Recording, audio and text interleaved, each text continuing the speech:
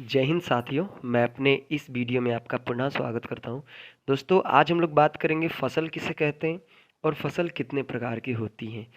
ठीक है, तो यहाँ पे हम लोग आज बात करेंगे ऋतुओं के आधार पर फसलों का वर्गीकरण। तो पहले बात करते हैं फसल किसे कहते हैं। देखिए, फसल का मतलब होता है काटना।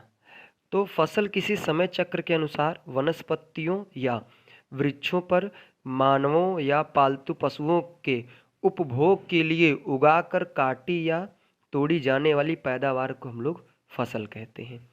इसको एक बार आप पढ़िए। उम्मीद करता हूँ आपको ये परिभाषा, फसल की परिभाषा क्या है, समझ में आ गई होगी। तो कहने का मतलब मेन मकसद ये है कि इंसान के लिए या फिर पालतू पशुओं के उपभोग के लिए जो हम लोग उगाते हैं उसी को हम लोग फसल कहते हैं। जैसे हम लोग जानते हैं, नॉर्मली हम लोग धान की खेती करते हैं, तो जो धान होता है वो इंसान के लिए हो जाता है, और जो उसके बाद जो बचता है जिसको हम लोग नॉर्मली पैरा के रूप में बोलते हैं, तो वो पालतू पशुओं के लिए हो जाता है। तो पालतू पशुओं या मानव के उपभोग के लिए जो चीज़ें उगाई जाती हैं उन्हीं को नॉर्मली हम लोग ये कह सकते हैं फसल कहते हैं। अब फसल जो होती है बेसिकली 3 टाइप्स की होती हैं। तो पहला नंबर होता है रबी की फसल, दूसरा नंबर होता है खरीफ की फसल, और तीसरा नंबर होता है जायद। इसी को हम लोग गर्मी की फसल या गर्मा का फसल भी बोलते हैं। तो आइए हम लोग देखते हैं रबी की फसल क्या है। देखिए, रबी की फसल ये होती है, जैसे इस फसल की परिभाषा क्या है कि यह अक्टूबर या नवंबर, यानी अक्टूबर और नवंबर के बीच में इसको बोया जाता है। तो अक्टूबर नवंबर के बीच में बोया जाता है और मार्च और अप्रैल के बीच में इसको काट लिया जाता है। तो ऐसी, यानी कहेंगे ऐसी फसलें जिनको हम अक्टूबर या नवंबर के बीच में बोते हैं और मार्च और अप्रैल के बीच में काट लेते हैं, ऐसी फसल को हम लोग रबी की फसल बोलते हैं। एग्जाम्पल की बात करें तो गेहूं है, जौ है, चना, मटर, सरसों, आलू और अलसी।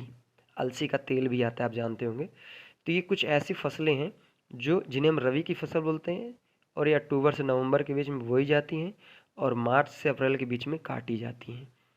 अब हम लोग बात करते हैं रबी की फसल। देखिए, जो रबी की फसल होती है ये ऐसी फसल होती है जो जून और जुलाई के बीच में बोई जाती है और नवंबर दिसंबर के बीच में काटी जाती है। तो इन फसलों को हम लोग बोलते हैं खरीफ की फसल।